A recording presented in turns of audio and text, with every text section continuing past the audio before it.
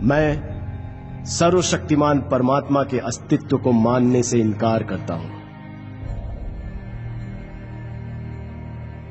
मैं नास्तिक इसलिए नहीं बना कि मैं अभिमानी हूं, पाखंडी या निरर्थक हूं। मैं ना तो किसी का अवतार हूं, ना ईश्वर का दूत, और ना ही खुद परमात्मा। मैं अपना जीवन एक मकसद के लिए न्योछावर करने जा रहा हूं, और इससे बड़ा आश्वासन भला क्या हो सकता है।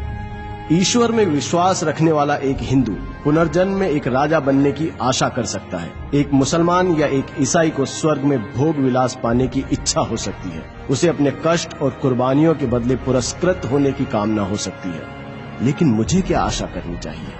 मैं जानता हूं कि जिस पल रस्सी का फंदा मेरे गले में लगेगा और मेरे पैरों के नीचे से तख्ता हटेगा, वो मेरा अंतिम क्षण होगा। किसी स्वार्थ भावना के बिना, यहां या यहां के बाद किसी पुरस्कार की इच्छा किए बिना, मैंने अनासक्त भाव से अपने जीवन को आजादी के नाम कर दिया है। हमारे पूर्वजों को जरूर किसी सर्वशक्तिमान में आस्था रही होगी कि उस विश्वास के सच या उस परमात्मा के अस्तित्व को जो भी चुनौती देता है, उसे काफिर या पाखंडी कहा जाता है।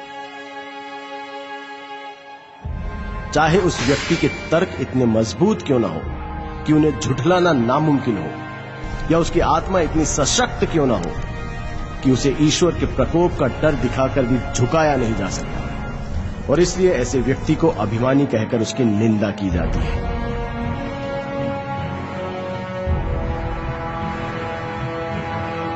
मैं घमंड की वजह से नास्तिक नहीं बना।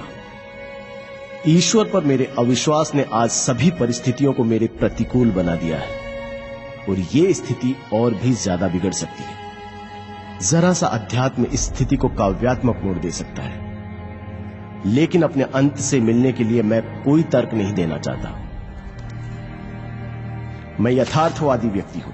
अपने व्यवहार पर मैं सिर्फ तर्कशील होकर विजय पाना चाहता हूं। भले ही मैं हमेशा इन कोशिशों में कामयाब नहीं रहा हूं, लेकिन ये मनुष्य का कर्तव्य है कि वो कोशिश करता रहे, क्योंकि सफलता तो संयोग और हालात पर ही निर्भर करती है। आगे बढ़ते रहने वाले प्रत्येक व्यक्ति के लिए जरूरी है कि वो पुरानी आस्था के सभी सिद्धांतों में दोष ढूंढे। उसे एक एक कर पुरानी मान्यताओं को चुनौती देनी चाहिए। उसे सभी बारीकियों को परखना और समझना चाहिए। अगर कठोर तर्क वितर्क के बाद वो किसी धारणा तक पहुंचता है, तो उसके विश्वास को सराहना चाहिए। उसके तर्कों को गलत या झूठा भी समझा जा सकता है, पर संभव है कि उसे सही ठहराया जाएगा, क्योंकि तर्क ही जीवन का मार्गदर्शक है। लेकिन विश्वास, बल्कि मुझे कहना चाहिए कि अंधविश्वास बहुत घातक है। वो एक व्यक्ति की सोच समझ की शक्ति को मिटा देता है और उसे सुधार विरोधी बना देता है।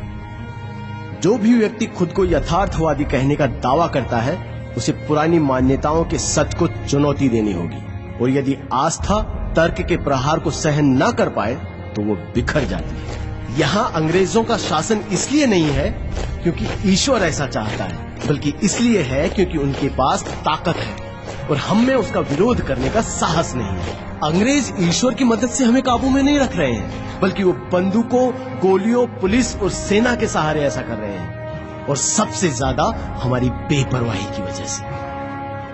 मेरे एक दोस्त ने मुझसे प्रार्थना करने को कहा। जब मैंने उससे अपने नास्तिक होने की बात कही, तो उसने कहा, जब तुम्हारे आखिरी दिन नजदीक आएंगे तब तुम यकीन करने लगोगे। मैंने कहा, नहीं मेरे प्यारे मित्र, ऐसा कभी नहीं होगा। मैं इसे अपने लिए अपमानजनक और नैतिक पतन की वजह समझता हूं। ऐसी स्वार्थी वजहों से मैं कभी प्रार्थना नहीं करूंगा।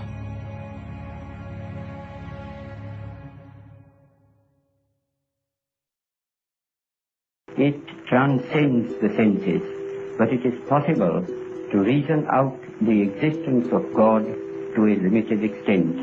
All his activities and movements were guided by slogans of truth and non-violence, to which nobody